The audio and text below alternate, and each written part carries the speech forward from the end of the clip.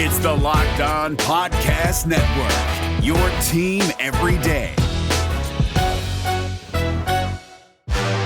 You are Locked On Saints, your daily New Orleans Saints podcast. Part of the Locked On Podcast Network, your team every day.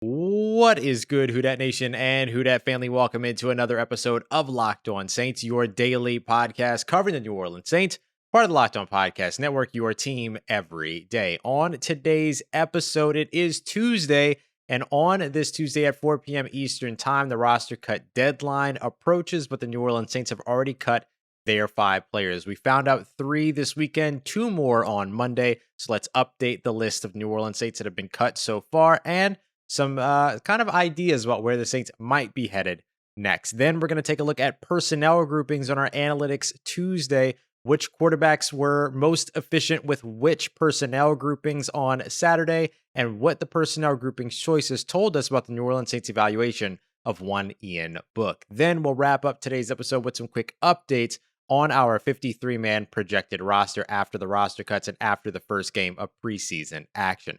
All of that on today's episode. And as always, I'm your host, Ross Jackson, at Ross Jackson Nola on Twitter, co-managing editor over at CanalStreetChronicles.com, and your Tuesday co-host over in the National Locked On NFL podcast. We got all that and a little bit of lanyap for you on today's episode of Locked On Saints, your team every day.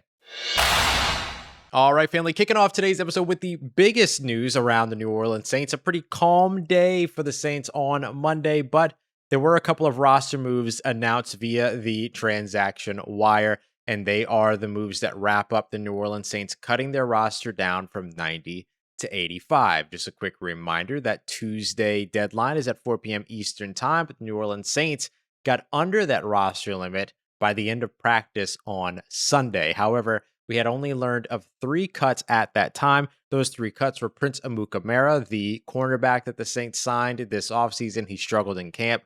Struggled mightily on Saturday against the Baltimore Ravens as well, so not a surprise to see him on his way out. Stevie Scott, the undrafted running back out of Maryland, who just is unfortunately in a running back room that has all of a sudden become very, very crowded. And actually, I don't even want to say all of a sudden.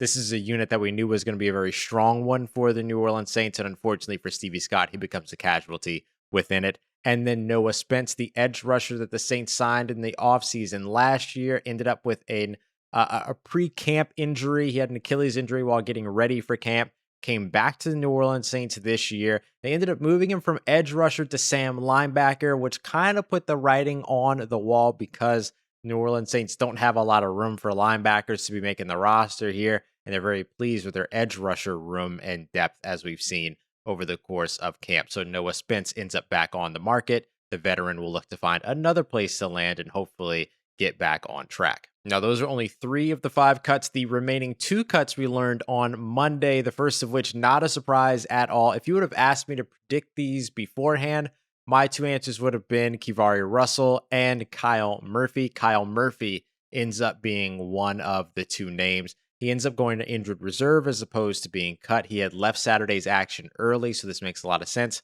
However, it was just very clear throughout camp that Kyle Murphy was having a lot of trouble, particularly with Peyton Turner. Peyton Turner ended up really going after this guy a bunch during camp, and it made Kyle Murphy's camp maybe look worse than it actually was.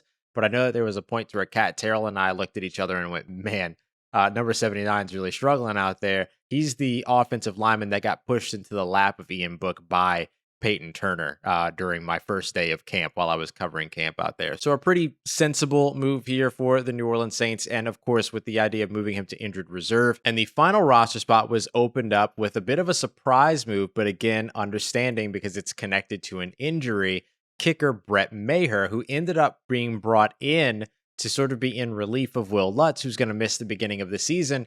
The Saints go back to having a kickerless roster here early on in the week, I guess in the prep week before the second preseason game. This is kind of a big deal because it does put the Saints back into the market for another kicker. And there are a lot of options for them to be able to do that. They have the guys that they could look at that are in the open market that they've already brought in for tryouts, and they ended up signing Brett Maher. But for the most part, this has to be a pretty big pursuit. So I would expect another move by the end of the week, which ends up opening up a roster spot because I have to open up, essentially cut down to 84 in order to add a kicker to get back up to 85. So they won't be able to add him at this moment, but expect another move later on this week because they'll want a kicker before they get to their week 2 preseason game against the Jacksonville Jaguars, unless they plan on letting Nolan Cooney or Blake Gillikin kick field goals, but I don't think that that's going to be the case. Now, I would be interested to see how the New Orleans Saints end up addressing this. Do they bring somebody in immediately and expect that person to be the fill-in for Will Lutz, or do they bring somebody in immediately and then wait until roster cuts for a player to become available? And one of the players that I'm really looking for to become available and that I'll be watching closely over the course of the offseason is the kicker that they just faced, not Justin Tucker, but Jake Verity. Jake Verity looked really, really solid against the New Orleans Saints, and the Baltimore Ravens do this all the time. Here are some of the names that Baltimore has produced that went on to be starting kickers or punters elsewhere. You could look at Will Lutz. The New Orleans Saints picked him up off of waivers after the Baltimore Ravens moved on from him just a few seasons ago. You can look at Graham Gano. Stephen Hauschka was one of those guys, and so was Corey Vedek, depending upon your pronunciation. He ended up being traded to the Minnesota Vikings in the 2019 offseason for a 5th-round pick. So the Ravens have always been very good at this, and they've got another great one on their hands right now when it comes to Jake Verity. So a name to keep an eye out on for the New Orleans Saints, is certainly a position to keep an eye out on where the Saints should be active over the next couple of weeks. So those are the cuts that get them down to 85 and compliant with the new roster cut moves. And this time next week, we're going to be talking about 5 more cuts that the New Orleans Saints made to get down to the newly implemented roster limit of 80 by the NFL. But there's another preseason game in between that. But we're not done talking about the last preseason game yet. I want to talk about personnel groupings, how the Saints use them, and how they affected the quarterbacks as well on Sunday's game against the Baltimore Ravens. We've got that and an updated 53-man roster for you on the way here on today's episode of Locked On Saints. And before we continue on, I want to let you know today's episode is brought to you in part by our good friends over at betonline.ag, the fastest and best place to put down all of your bets and get in on all of the sporting action. You want to bet on preseason games? Have at it. Betonline.ag is definitely the place that I recommend it. You can also take a look at futures, game odds. You can go ahead and look at game of the week odds that they already have up for the 2021 NFL season and much more, including MVP, Offensive Rookie of the Year, Defensive Rookie of the Year, and many other pieces around the NFL. There's also a bunch of MLB odds, of course, as the MLB begins to make its playoff push, and several other sports you can get involved in. And if you don't want to get involved in sports, you want to get involved on something else, there's reality TV, game shows, and of course, even award ceremonies you can take part in as well, and much, much more. BetOnline.ag, very fun site. Go and check them out at the website. And don't forget, after you sign up for your free account, to use the promo code LOCKEDON, LOCKEDON, to get a 50% welcome bonus on your first deposit. That's a 50% welcome bonus on your first deposit with a BetOnline code at LOCKEDON, LOCKEDON, over at betonline.ag. BetOnline, your online sportsbook experts. All right, Who Dat Nation, continuing on with today's episode of Locked On Saints. But one more quick reminder to make sure that you check out the fantasy football live show that we have going on here at the Locked On NFL YouTube page at 9 p.m. Eastern Time on Wednesday. Get all of your fantasy football questions asked before you get started with your redraft leagues, your rookie drafts, all that good stuff. You can find it over at the Locked On NFL YouTube page and on Twitter at Locked On Network. All right, so I want to talk a little bit about personnel groupings. Every Tuesday, we'll dive into something analytics-wise. And analytics, of course, are very sparse during the preseason, so we can't do DVOA, EPA, some of the things that we would usually look at. And Pro Football Focus grades are kind of iffy during the preseason as well, but I do go to them for the raw numbers, which we've been discussing over the last couple of days. So one of the things that I really like to look at are tendencies from the team.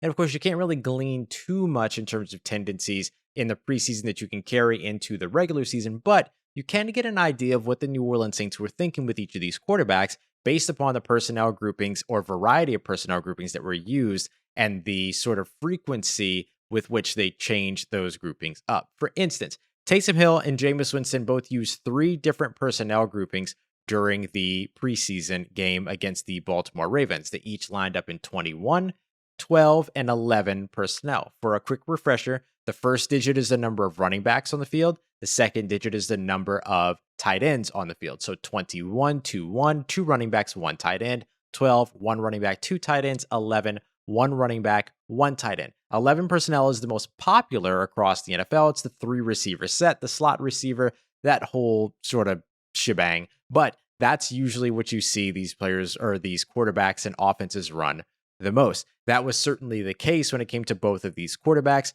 running 11 personnel for Taysom 13 times, for Jameis 11 times. However, you saw them both run 21 personnel a couple of times. You saw 2 times for Taysom, 3 times for Jameis, and then 12 personnel with 2 tight ends, each of them running 5 times. 12 personnel is a very popular personnel grouping and setting for the New Orleans Saints. They do a lot of work out of that. Think about last year, all the times you saw either Adam Troutman and Josh Hill on the field at the same time, or Josh Hill and Jared Cook on the field at the same time. Every now and then you saw Adam Troutman and Jared Cook on the field at the same time as well. But the interesting thing is, if you think about a guy who's really making his sort of statement right now, making his name known as a tight end, it's Juwan Johnson. He had 2 big catches, one for 33 yards, one for 38 yards. Incredible stuff. But he did that out of 1 tight end settings. It was 11 personnel. So when you're lining up in 11 personnel, one of the things you want to do is be able to attack the field in a bunch of different places. If you have a guy like Juwan Johnson who can, get a deep pass down the middle of the field like he did from Jameis Winston, or turn a shorter pass into a longer pass with run after catch ability like he did for Ian Book, that's a really good sign for Juwan Johnson. And doing it without another tight end on the field who might carry the attention of a linebacker, and instead you end up getting him maybe mismatched on maybe a smaller linebacker or perhaps even a larger linebacker. In 11 personnel, you're going to get him on either an athletic linebacker or a safety, and he was still able to produce in that way. So I think that that's good news for Juwan Johnson. Now, I wanted to break down a little bit about how they utilize each of these personnel groupings, how often they ran, how often they pass out of them. Of course, they passed more than they ran in this game. Just looking at 21, 12, and 11 personnel groupings during Jameis Winston and Taysom Hill's possessions, you saw you saw out of 21 personnel, the Saints pass twice, run 3 times. Out of 12 personnel, pass 7 times, run 3 times. And then out of 11 personnel, pass 17 times and run 7 times. So you saw a lot of focus on the passing game. Surprise, surprise. But you did see a fair amount of running. I mean, particularly in that first drive with Jameis Winston. Now let's take a look at the way that the New Orleans Saints utilize these personnel groupings with Ian Book, because I think that this gives you a pretty good idea of what they wanted from Ian Book. You saw a lot more 11 personnel. All but about 7 of his snaps came from 11 personnel. With that being the case, what you learn about Ian Book is that the Saints wanted to see him throw the ball. They wanted to give him the opportunity to go out there and throw and see what he can do. Now, I'm not, shocking anybody with this evaluation. Sean Payton said before the game they wanted to get a long look at Ian Book, and they absolutely did. And they made sure that they put him in situations where he had to use his arm. They only ran the ball 5 times with him. Yes, they trailed for a small portion of that time, but not enough for you to be able to say much about. In fact, they should have been in a usual game situation. You'd probably be running the ball more in that second half while you have the lead, trying to chew time off the clock. So it just goes to show you how much they wanted to see Ian Book operate under pressure with a pass rush and throwing the ball in coverage. And real quick, I also broke down some of the bigger plays and what personnel groupings they took place in. Just like we looked at Juwan Johnson, we'll look at Tony Jone Jr., for instance, who had 2 of his big runs in that big 60 some odd yard rushing drive that he had almost all on his own. 2 of those runs came in 21 personnel, so there's an extra running back involved there and a bit of a lead blocker. You saw Alex Arma do a really good job on a pair of those runs. And then the big touchdown run over to the left sideline came in 11 personnel. All 3 of Marquez Callaway's big catches in the opening drive came in 11 personnel. That's X receiver, wide receiver 1 stuff right there. You love to see that. And then all 3 of the sacks going up against the New Orleans Saints that they gave up, 1 against Taysom, 1 against Jameis, and 1 against Ian Book, all came in 11 personnel on 3rd down. So that should be no big surprise. That is an obvious passing down. That is an obvious passing formation. Pass rushers know that they can pin their ears back, especially when they're going up against 2nd and 3rd tier or team offensive linemen and go after the quarterback. No big shocker there. And while that might not be that much of a surprise, there might have been some surprises out on that field on Saturday that might have found their way onto the 53-man roster. So we're going to have a little bit of fun. We're going to overreact. We're going to update our 53-man roster,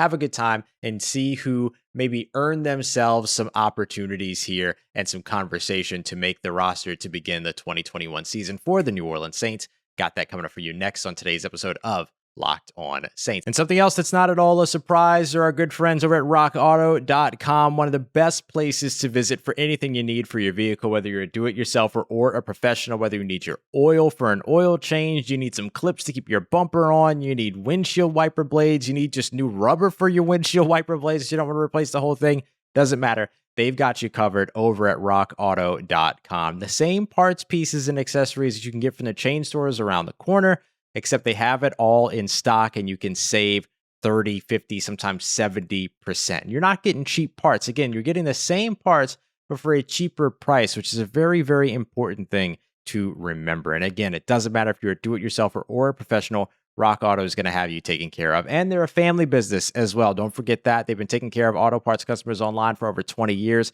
So go and check them out. Show some support. Don't forget to let them know that Locked On sent you by writing Locked On in the How'd You Hear About Us section. Amazing selection, reliably low prices, and all the parts your car will ever need at rockauto.com. All right, let me tell you something that I don't like. Daily fantasy sports. I just don't like how the lack of transparency is something that becomes a part of the game. I end up having to play against all these different lineups, against these people that have so much time on their hands. They've got spreadsheets and all this stuff. And I just don't have any of that. I'm not that type of a player. I'm not a professional daily fantasy guy. I just want to have a little bit of fun.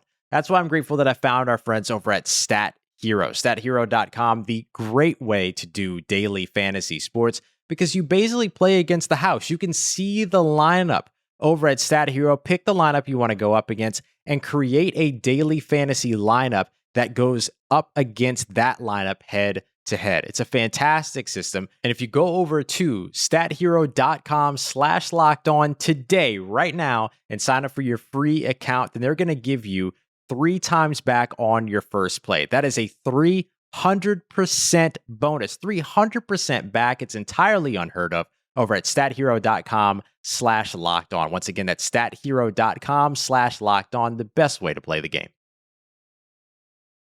Let's get it. Who Dat Nation, wrapping up today's episode of Locked On Saints by making some updates to our 53-man roster. So we're not going to go through the whole thing. I'm going to save that for later on this week before the second preseason game. But I do want to make a couple of adjustments now that we've had some roster cuts. We've had some players that were on our initial 53 that have actually been released. Jalen McCleskey, for instance, being a perfect example of that. We also had Will Lutz, and then, of course, Brett Mayer, who is no longer on the team. So let's talk a little bit about where we can make some changes and make some adjustments. Let's start off with a fan favorite in terms of topic and conversation right now, Tony Jone Jr. Let's put him on the 53-man roster. Let's overreact. He's running back number 3 as far as I'm concerned. And I think with that, we're going to take Devonta Freeman off. I like Devonta Freeman. He got a lot of usage during camp, but none of that seemed to come in handy when he actually got out on the field. And not only did he have the fumble, but he just didn't create with the ball in his hands. The guy carried 6 times for 6 yards. And this is an instance where I could feel comfortable saying going up against not a full first team, going up against second team, because those are the guys that are physically hitting you and tackling you. Meanwhile, Tony Jone Jr. did a great job against at least the talent that he was going up against, fighting through contact and getting yards after contact as well. Devonta Freeman's vision didn't look like it was entirely back into rhythm yet either. So obviously we'll see what happens with the second preseason game. I assume that they're not just going to cut him and move on from him at this point. But based upon the overreactions that I plan to have after the first preseason game, since we're having fun with this segment, Tony Jone Jr. is up, Devonta Freeman is out.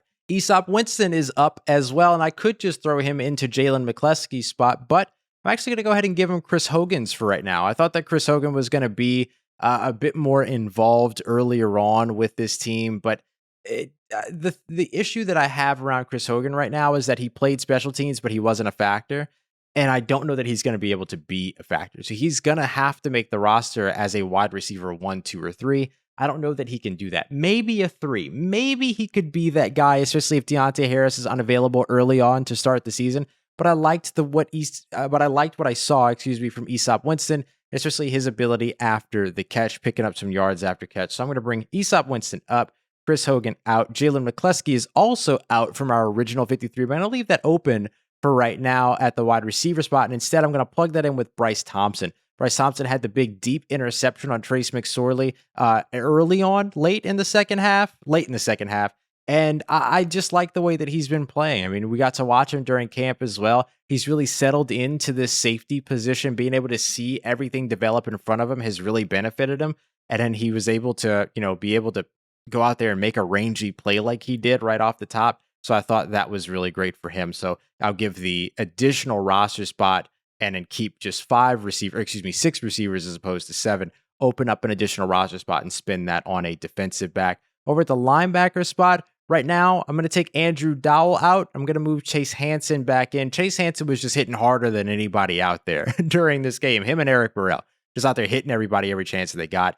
He's somebody that I think also fits in a little bit better as a traditional Mike linebacker, which the Saints don't really have behind Demario Davis at this time. Caden Ellis is a little bit more of a Sam. And you look at Pete Werner and Zach Bond, they're will guys. You look at Quan Alexander, he's a will guy. So Chase Hansen gives you more of a natural Mike linebacker to back up Demario Davis, which I think is very important. And then we'll also see an unknown kicker as well, with Will Lutz being unavailable to start the season and Brett Mayer no longer on the roster since he was waived/injured. Seems that he had an injury during Sunday's practice. So with that being the case, an unknown kicker stepping in there. Now, here are some other players that I considered moving but didn't.